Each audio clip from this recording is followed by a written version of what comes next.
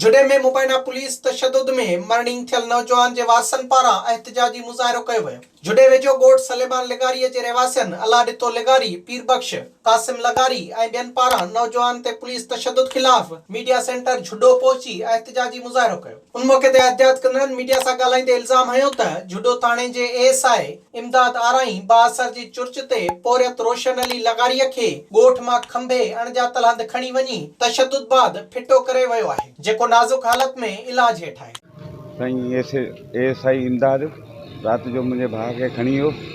2 ॾींहं हुन ते ताशुद कई। 2 ॾींहंनि खां पोइ जेको आहे नामालूम जॻह ते छॾे वियो। पोइ उतां असीं खणी अस्पताल में उनखे दाख़िल कयो आहे।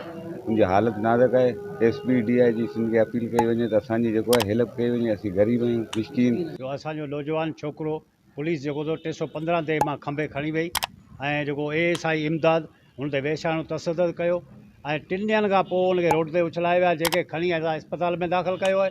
असां सां इंसाफ़ कयो वञे ऐं एएसआई उनजे इमदाद आराई ते केस दाख़िल कयो वञे ऐं कानूनी कार्रवाई कई वञे। एहतियात कंदड़नि आईजी सिंध, एसएसपी मीरपुर ख़ास ऐं ॿियनि वसवारनि खां मुतालबो कयो त नोटिस वठी इंसाफ़ फराहम कयो वञे। होॾां मुतासिर नौजवान रूरल हेल्थ सेंटर झुडो में मीडिया सां ॻाल्हाईंदे चयो त हू ॻोठ में वेठो हो त एएसआई इमदाद आराई प्राइवेट कार में विझी खणी वियो, जंहिं बाद पुलिस अखियुनि ते पटी ॿधे हथकड़ियूं हणी अणॼातल हंधि खणी वञी वहशियाणो तशद्दुद कयो आहे। विजिट कयो अवामी आवाज़ मीडिया ग्रुप जी वेबसाइट awamiawaz.pk।